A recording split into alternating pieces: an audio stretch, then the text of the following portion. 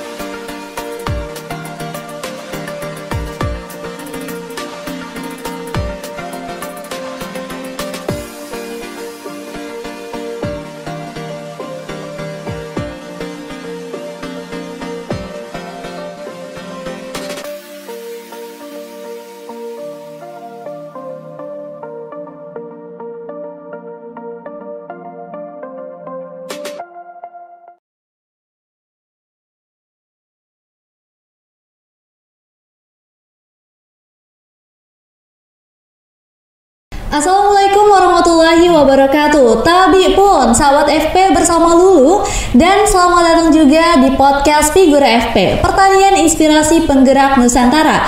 Podcast Figura FP menghadirkan informasi menarik seputar dunia pertanian dan kampus, info terup to date, dan pastinya kisah inspiratif di setiap minggunya. Seperti hari ini kita sudah menghadirkan dua narasumber yang super keren. Ada mahasiswa berprestasi pastinya. Langsung aja kita kenalan dengan Kak Bella Amanda Iswahyudi dan juga dengan Kak Ike Wijayanti. Halo Kak. Halo. Oke, apa kabar nih Kak hari ini? Alhamdulillah baik. Alhamdulillah sehat. Oke, alhamdulillah. Nah, selain menjadi mahasiswa, kesibukan Kak Bella dan juga Kak Ike sejauh ini apa aja sih Kak? Kalau saya dulu ya, kalau untuk kesibukan saya akhir-akhir ini, karena saat ini saya udah nggak ngambil mata kuliah ya, karena udah semester 7, saya saat ini sedang menjalani PKM. Alhamdulillah lolos PKM dan juga P2MW dari Kemdikbud. Terus selain itu saya juga saat ini lagi nyusun skripsi yang ikut proyek dosen. Masya Allah, semoga lancar ya Kak ya kegiatannya. Kalau Kak Ike, bagaimana Kak? Kalau dari saya sendiri ya seperti biasa, seperti dulu ya. Jadi setiap selesai kuliah pulang latihan, habis itu ya mungkin sampai rumah nanti mengerjakan tugas karena masih semester 5 ya. Terus saya juga sedang berusaha nyoba ke prestasi bidang akademik nih. Jadi saya sedang mencoba ikut lomba proposal riset sawit. Oke, Masya Allah, semoga lancar ya Kak ya proposalnya. Baik sahabat FP, dua narasumber kita keren pada hari ini adalah mahasiswa berprestasi. Nah, bagaimana sih perasaan Kak Bella dan juga Kak Ike setelah mendapatkan gelar mahasiswa berprestasi? Ya dulu nih. Jadi kalau dari saya pribadi tuh benar-benar gak nyangka ya. Jadi saya yang dari anak desa itu benar-benar kaget gitu. Wah, kok bisa saya terima seperti ini kan.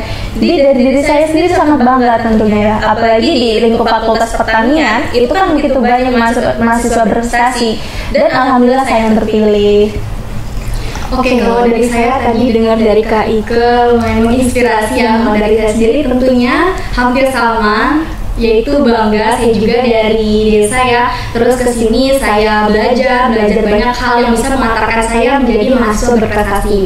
Tentunya sebelumnya itu udah banyak rintangan-rintangan yang dilalui untuk pada titik hari ini. Terus menjadi mahasiswa berprestasi, selain bangga tentunya saya kenal dengan banyak orang. Dengan kenal dengan banyak orang itu membukakan pintu peluang bagi saya untuk ikut event-event atau program-program yang lainnya.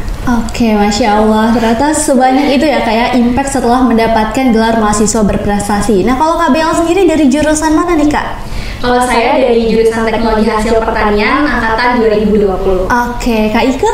Kalau saya dari jurusan Agronomi dan Hortikultura angkatan 2021.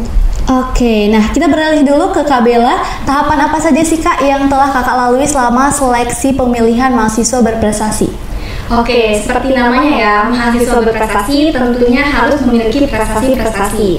Jadi kalau untuk tahapan pra pemilihan mahasiswa berprestasi itu saya mengikuti banyak perlombaan-perlombaan untuk mengumpulkan prestasi. Mungkin sedikit informasi bagi teman-teman yang belum tahu, mungkin yang kita pikirkan mahasiswa berprestasi ya mahasiswa yang memiliki prestasi. Memang betul, tapi jauh dari yang lebih kita tahu bahwa mahasiswa berprestasi itu sebetulnya adalah sebuah ajang yang diselenggarakan oleh Kemenristek-Dikti, yaitu di mana memberi reward atau penghargaan kepada mahasiswa-mahasiswa yang telah berprestasi. Jadi dipilih tuh siapa sih mahasiswa yang paling berprestasi gitu. Lalu untuk tahapannya, setelah kita mengumpulkan prestasi-prestasi, yang pertama itu seleksi jurusan. Nah, untuk seleksi jurusan ini itu tergantung pada jurusannya, bagaimana proses seleksinya gitu. Lalu setelah seleksi jurusan itu seleksi fakultas. Pada seleksi fakultas ini kita mempresentasikan gagasan kita menggunakan bahasa Inggris dan tanya jawabnya juga menggunakan bahasa Inggris, khususnya di Fakultas Pertanian seperti itu. Oke, nah Kak ini kan ada presentasinya nih Kak. Iya betul. Topik apa sih Kak yang Kakak pilih selama presentasi dan kenapa Kak Bella sendiri memilih topik itu? Kalau untuk topik yang saya pilih untuk pemilihan mahasiswa berprestasi itu merupakan sebuah hancam bangun alat untuk mengatasi polusi udara di perkotaan. Seperti yang kita tahu ya, saat ini lagi heboh-hebohnya masalah udara di Jakarta yang benar-benar tercemar, benar-benar polusi.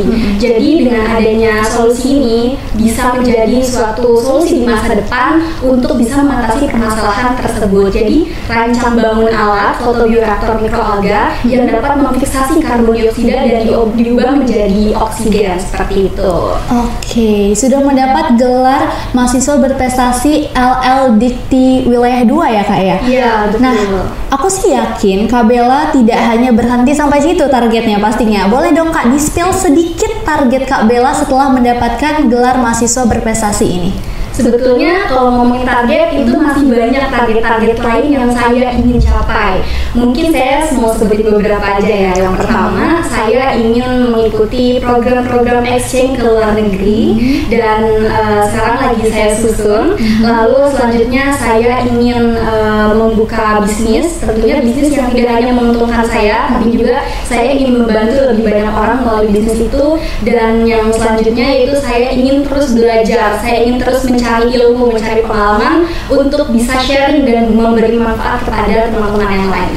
Oke, sahabat FP, sungguh inspiratif sekali Kak Bella Ismayudi ini. Mari kita aminkan bersama-sama ya Kak ya. Semoga semua targetnya tercapai dan juga prosesnya lancar. Oke, sekarang kita mari beralih ke Kak Ike. Kak Ike ini kan menekuni bidang pencaksilat. Sudah dari kapan sih Kak tertarik dengan dunia pencaksilat itu? Oke, kalau dari saya sendiri tuh sebenarnya dari SD ya, sudah senang gitu kan ikut pencaksilat. Pernah dari kelas 3 SD kalau nggak salah, itu udah sekitar 6 bulan ikut, tapi berhenti sayangnya karena di situ memang dari pelatihnya itu tiba-tiba menghilang kan. Di situ bener-bener patah hati kan. Dan alhamdulillah ketika SMP itu ternyata ada lagi kan. Dari situ ketika pas lagi penerimaan siswa baru itu sedang ada pemenang eskul. Di situ saya langsung melihat di situ banyak yang sedang beratraksi lah ibaratnya kalau sekarang. Di situ saya langsung wah ini dia kata saya. Jadi ketika saya pertama masuk lagi itu kelas 1 SMP tuh. Jadi ikutnya. Jadi dari kelas 1 SMP sampai akhirnya memasuki dunia perkuliahan ini nggak pernah berhenti Kak? Alhamdulillah nggak pernah. Tapi kalau misalkan pernah berpikir pernah. Oh, ternyata ada niat juga untuk berhenti gitu di tengah jalan. Pernah, sebab dulu itu karena sekolah itu kan pulangnya terlalu sore gitu kan. Masih zaman-zamannya ya pulang sore terlalu capek. Jadi menurut saya pengen berhenti nih. Tetapi dari dalam hati saya tuh seperti jangan dong gitu. Jadi akhirnya saya kembali, jadi benar-benar seperti jatuh cinta gitu namanya. Wow. Tapi memang ya Kak ya, ketika kita sudah jatuh cinta sama suatu hal, itu pasti kita akan mendapatkan manfaatnya sendiri dari hal itu. Oke, nah ini kan pencaksilat ini adalah olahraga tradisional ya Kak ya, Indonesia asli nih. Ada nggak sih Kak ritual khusus yang harus Kakak lakuin sewaktu mau latihan atau mau lomba misalnya gitu? Ada nggak sih Kak? Kalau untuk ritual seperti yang banyak orang pikir itu saya nggak pernah ya. Tetapi kalau dari diri saya sendiri, sebelum bertanding itu saya harus menghadap kaca. Di situ saya harus berkata pada diri saya sendiri, ayo bisa. Justru karena pastinya dunia pencaksilat itu kan berbahaya ya. Orang berpikirnya patah tangan atau apapun itu. Jadi dalam diri saya, ayo bisa, kita harus menang. Pokoknya kalau nggak menang, kamu harus bisa bangkit lagi. Minimal kamu harus sehat, seperti itu. Oke, jadi segitu pentingnya ya Kak ya, kasih afirmasi positif untuk diri kita, jadi penguat langsung gitu ya Kak untuk diri kita. Ya, betul. Nah, kalau untuk program latihan yang biasa Kakak jalani sebelum perlombaan, itu ada program latihan khususnya nggak sih Kak? Tentunya ada dong, karena di pencaksilat itu sendiri kan olahraga yang bisa dikata benar-benar ekstrim ya. Jadi badan ketemu badan, pukul udah asli gitu kan. Jadi paling enggak kita nafas juga harus benar-benar stabil gitu kan. Jadi jogging paling enggak 1 jam seperti itu kan. Belum lagi nge-gym. Habis itu juga latihan teknik yang apalagi sekarang kan ada peraturan pencaksilat baru ya. Jadi saya yang sudah mengikuti pencaksilat sejak lama dan ada peraturan baru yang menurut saya itu sedikit berbeda. Jadi benar-benar harus harus bisa ngikutin nih kayak gitu. Oke, nah aku ini kan sempet kepoin nih sedikit-sedikit tentang Kak Bella dan juga Kak Ike. Ternyata banyak sekali prestasinya di bidang akademik, di bidang non-akademik. Nah biasanya Kak Bella dan Kak Ike ini dapetin informasi itu dari mana sih Kak? Kalau untuk informasi perlombaan, kita kan Gen Z ya bisa dibilang tentunya aktif di sosial media. Sebetulnya di berbagai sosial media itu sangat banyak informasi tentang perlombaan. Contohnya kalau misalkan saya itu lebih suka perlombaan karya tulis, terus esai, poster dan lain sebagainya, itu bisa banget dicari di Instagram. Kayak misalkan dari Instagramnya Infolomba, Maintific dan lain sebagainya. Terus selain di Instagram bisa juga dari website. Jadi kita cari di Google, websitenya itu salah satunya Mau Lomba, itu memberikan informasi mengenai lomba-lomba akademik. Terus selain itu juga biasanya di Instagram HIMA atau Himpunan Mahasiswa itu media partner dengan berbagai event lomba. Nah bisa juga kita mendapat informasi dari situ. Oke, kalau Kak Ika biasanya dapat informasinya dari mana nih Kak? Oke, mungkin nggak beda jauh ya dari Kak Bella ya. Tapi kalau saya sendiri tuh biasanya dijapri dari pelatih. Ini ada lomba ini, gimana mau ikut nggak? Oke Kak, turun. Mungkin juga nanti ada juga nih teman dari jauh gitu, kenalan dari Jawa gitu, pasti bilang ini ada lomba di sini, ayo kita ikut yuk, ayo, kata saya seperti itu biasanya. Oke, jadi selain memang kitanya yang harus aktif, kitanya juga harus perbanyak relasi ya Kak ya sebenarnya. Oke, nah ini kan Kak Ike dan juga Kak Bella ini kan sering nih ikut lomba. Pernah nggak sih Kak bolos kuliah gitu untuk alasannya nih udah deh bolos aja mau ikut lomba gitu? Pernah nggak sih? Dari saya sendiri sih nggak pernah ya. Soalnya ya latihan itu kan saya ngikutin, pelatih juga tidak pernah menuntut, karena pelatih saya sendiri pun sering berkata namanya pencaksilat prestasi dan juga namanya kuliah, dahulukan kuliah dahulu. Karena kalau misalkan prestasi masih bisa disusul nih, tapi kalau ketika kita kuliah gagal harus bagaimana? Seperti itu. Oke, kalau Kak Bella?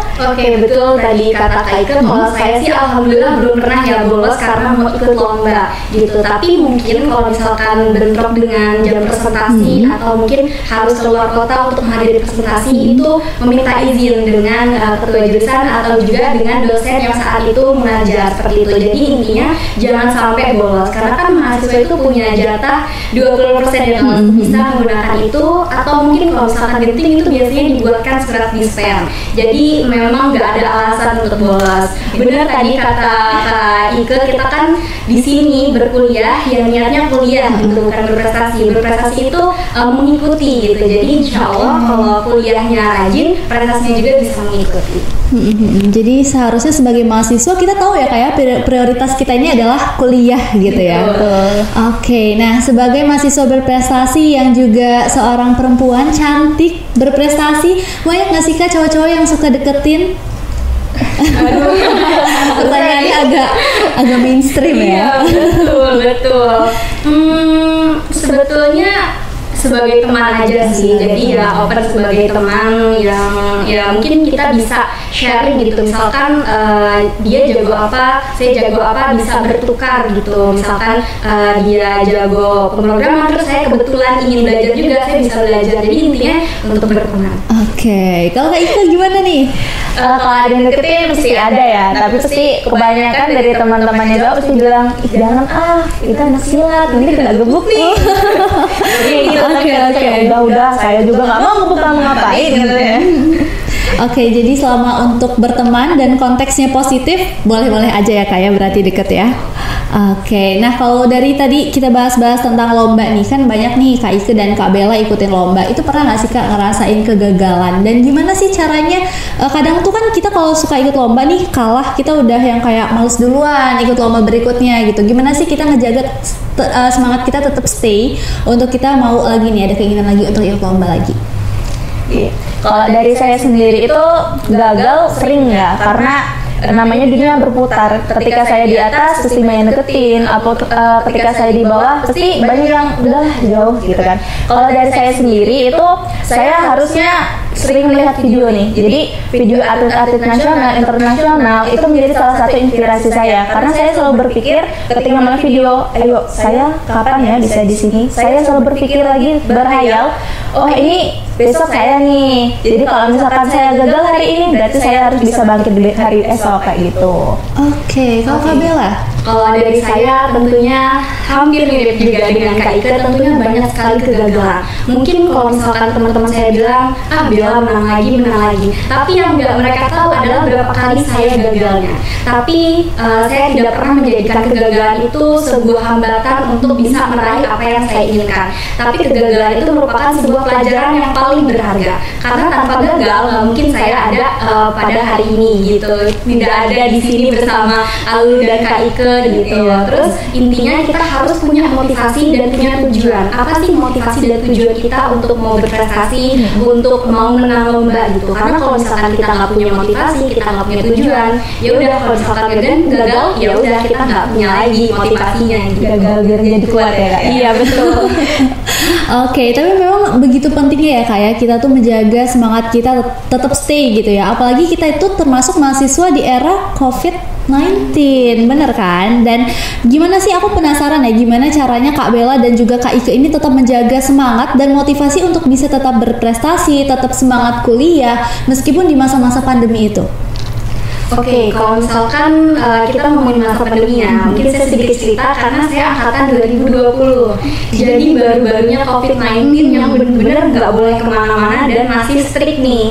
Nah, pada saat itu masuk kuliah itu online dan saya sebetulnya melihat teman-teman saya kayak yang ya udah kuliah terus pulang, maksudnya kan waktu itu online ya, kuliah selesai ya udah gitu.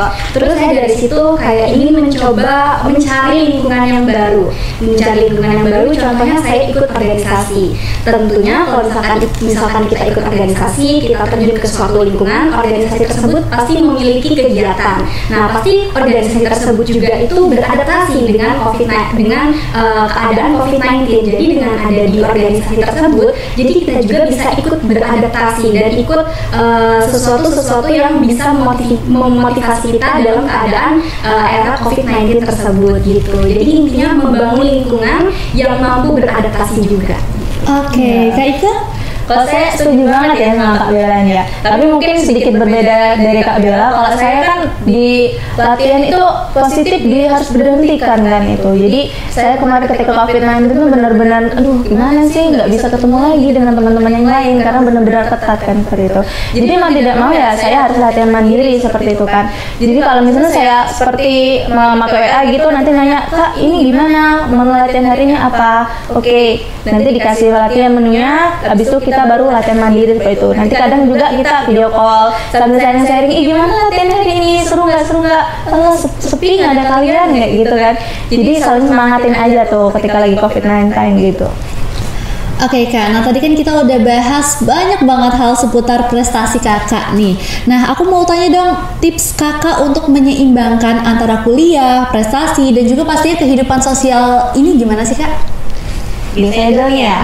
Jadi kalau dari saya sendiri itu saya punya kebiasaan saya memanfaatkan waktu luang gitu kan. Karena saya sadar betul gitu kan. Ketika kita ingin menjadi orang yang lebih dari yang lain itu berarti harus mempunyai usaha yang lebih nih. Jadi kalau dari saya sendiri setiap saya pulang kuliah itu kan harusnya latihan. Latihan itu pun pulang kadang bisa sampai jam 9:30 nih. Dan di situ tugas menumpuk nih. Jadi tips saya itu ketika saya mempunyai waktu kosong saya akan mengerjakan secara sedikit-sedikit nih. Jadi seperti laporan nih. Laporan itu kan banyak nih ya. Jadi dalam satu hari mungkin saya menargetkan 1 atau sampai 2 lembar seperti itu. Dan untuk kehidupan sosial sendiri saya pasti memiliki me time gitu kan. Jadi setiap 2 bulan sekali atau 3 bulan sekali itu pasti saya mempunyai jadwal untuk pergi traveling gitu kan. Seperti ke gunung atau ke pantai. Intinya seperti yang refresh otak kembali seperti itu.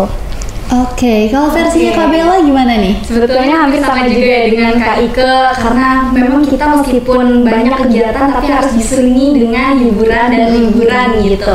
Mungkin kalau dari saya sendiri yaitu time management dan energy management. Mungkin orang-orang saat ini fokusnya ke time management, tapi kadang lupa dengan energy management. Karena percuma kalau misalkan kita membuat time management sebagus apapun, kalau energi kita habis, pasti kita merasa males. Jadi kita harus bisa menyeimbangkan time management dan energi manajemen. Gimana sih caranya? Yaitu kita dengan membuat to-do list. To-do listnya apa aja dan kita yang tahu diri kita sendiri. Kita itu semangatnya kapan? Misalkan ada orang yang semangatnya itu di pagi hari, ada orang yang memang sukanya itu ngerjainnya di malam hari gitu.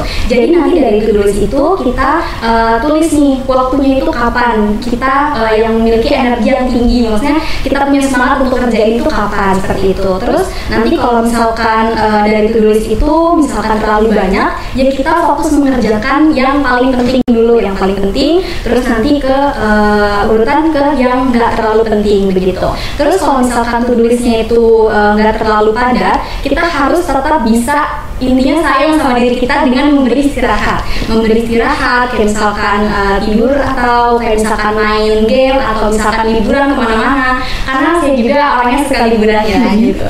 Terus biasanya saya juga menyisihkan waktu untuk bisa bermain dengan teman-teman, karena tentunya jangan hanya berprestasi tapi kita juga harus bisa bersosialisasi dengan teman-teman kita seperti itu.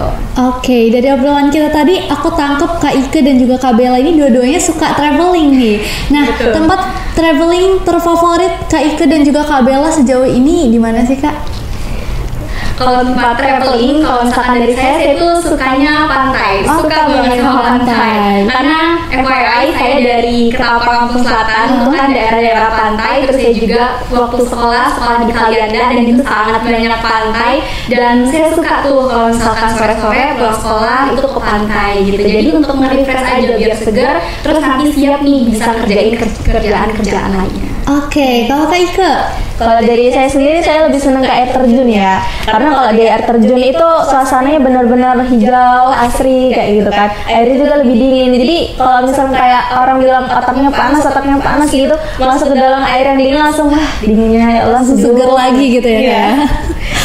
Oke, jadi terair-air ya Kak ya berarti? Di air-air.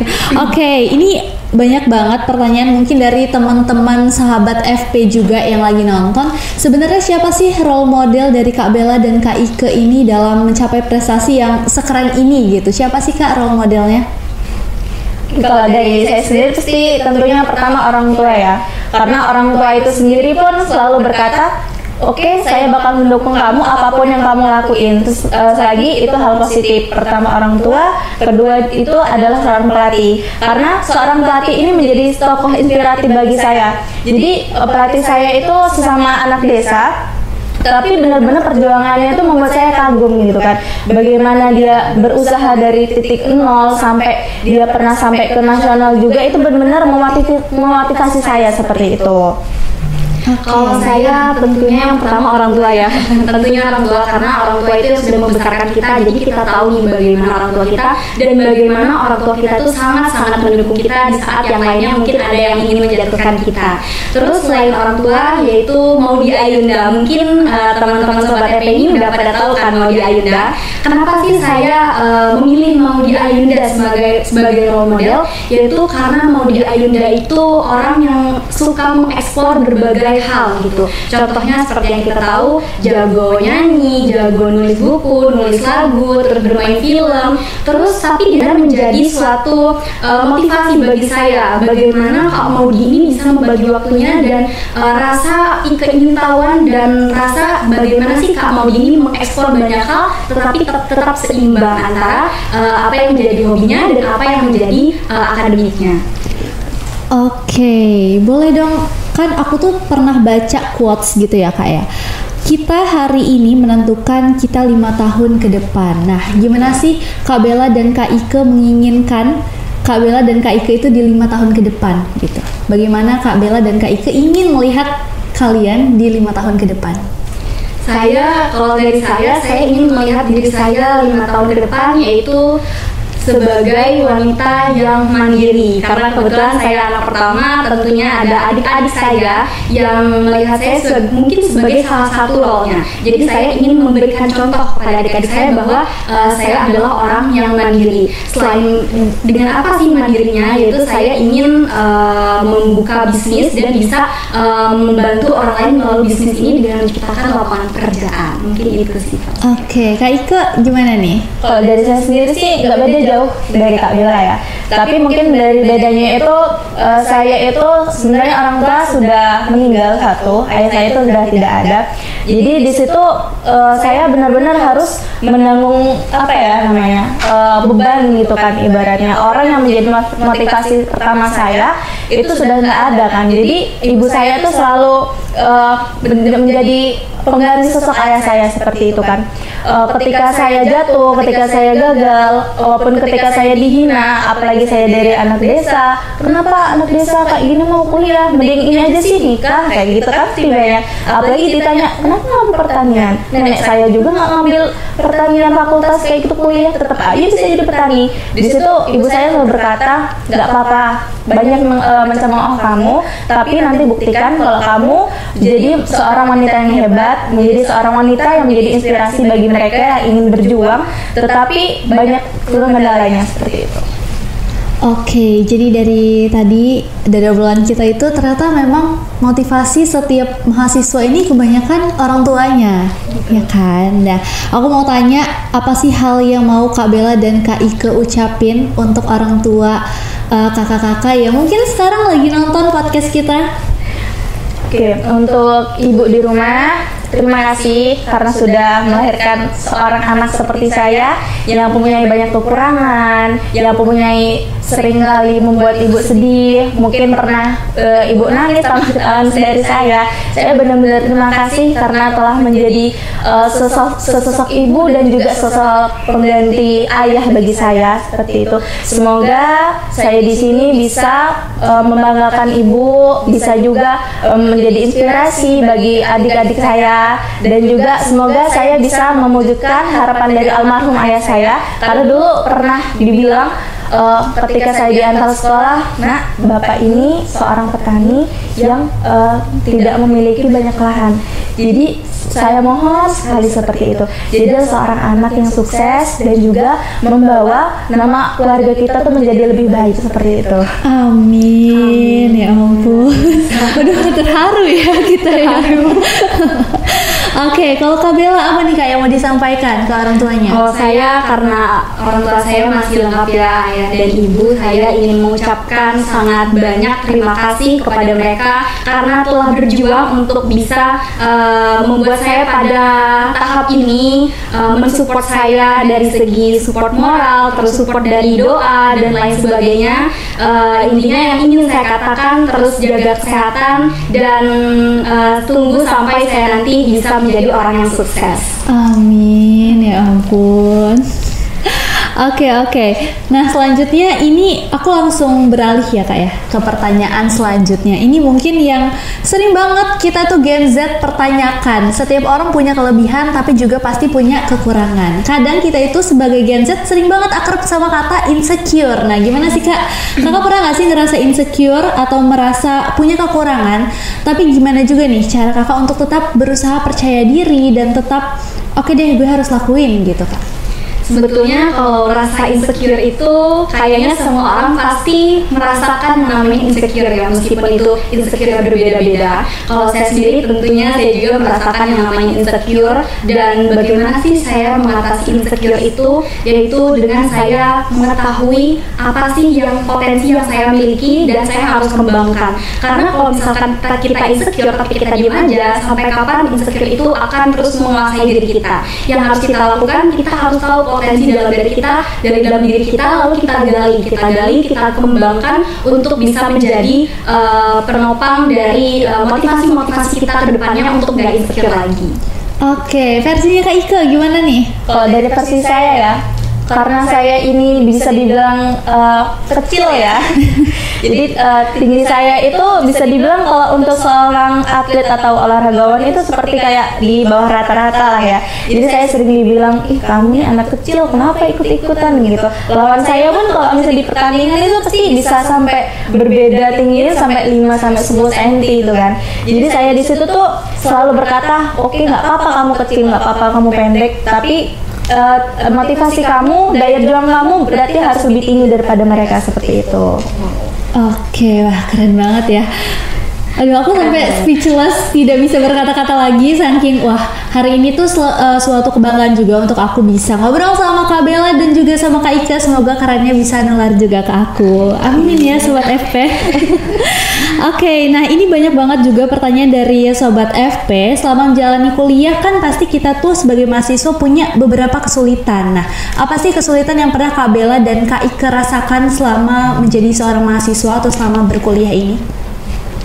Dari saya sendiri itu pastinya saya kaget ya dari masa-masa SMA, SMK gitu kan. Saya kan dari SMK nih, dan di SMK itu kan lebih banyak kejuruan ya mata pelajarannya. Dan ketika saya semester 1 ini benar-benar masa-masa saya benar-benar berat. Jadi saya itu ibaratnya saya banyak teori dan praktik di kejuruan. Ketika saya semester 1, wah ini apa nih kimia? Wah kok gak ketemu ya, gak ada nih sama kemarin. Jadi benar-benar harus ngejar, ayo harus bisa, benar-benar perhatiin nih. Kalau nggak saya ketinggalan nih kayak gitu kan. Apalagi ketika saya latihan nih, saya harus membagi lagi online dan latihan. Ini gimana ya? Kadang saya harus selesai kuliah jam 5 nih. Terus gimana latihan saya nih? Oke, saya bilang dengan pelatih saya, Kak, saya latihan malam. Oke, kita latihan malam seperti itu. Oke, kalau versinya Kak Bella gimana nih? Kalau versi saya kesulitannya tentu hampir mirip dengan Kak Ike, karena kan masa SMA dengan masa kuliah itu benar-benar jauh berbeda. Kalau SMA itu kita masih bisa sedikit main-main gitu ya, tapi kalau kuliah ini benar-benar nggak bisa. Jadi dosen tuh kayak kita mau masuk, kita nggak masuk ya kita nggak dicariin. Apalagi kalau kuliah ini tuh kan ada jatah masuk dan jatah nggak masuknya sendiri. Kalau misalkan kita melewati jatah nggak masuk tidak sesuai ketentuan, itu kita bisa mengulang. Nah di situ saya kesulitannya ada di membagi waktunya gitu, karena saya ikut organisasi. Waktu awal-awal itu saya ikut beberapa organisasi, terus saya juga waktu itu lagi suka-sukanya ikut lomba, kayak misalkan lomba cerpen atau kalau misalkan lomba esai dan lain sebagainya.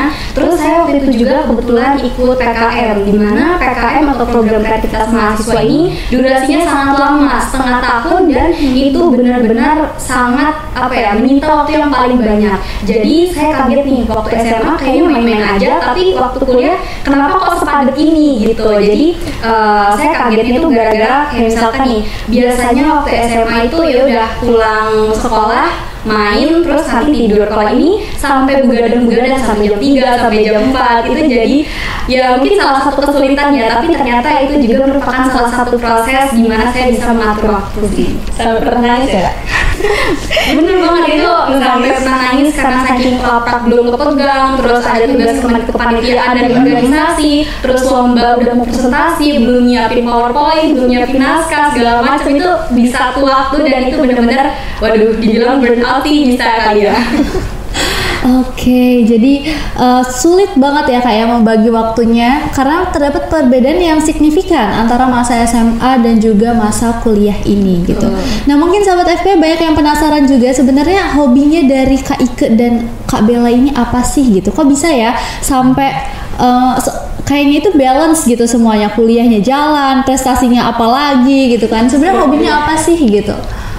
Kalau untuk hobi, sebetulnya hobi saya itu ada banyak ya, karena saya itu suka mencoba orangnya. Mungkin beberapa saya waktu SMA itu sukanya olahraga, mungkin hampir mirip di bidangnya Kak Ike, tapi saya karate. Waktu saya ikut karate dan alhamdulillah sampai sabuk coklat. Waktu ambil sabuk hitam nggak bisa karena itu udah mau mendekati ikut lah. Terus saya waktu itu suka juga di menari maupun baik tarian tradisional maupun modern. Terus selain itu saya juga suka banget mengeksplor kayak misalkan saat itu kan waktu itu lagi gempar-gemparnya PKM kan, waktu saya awal masuk itu saya belajar bagaimana PKM itu, terus saya belajar bagaimana sih menulis karya ilmiah itu, dan alhamdulillah itu sekarang kayak menjadi hobi sih, jadi kayak suka aja gitu, bukan lagi karena lomba tapi karena suka gitu.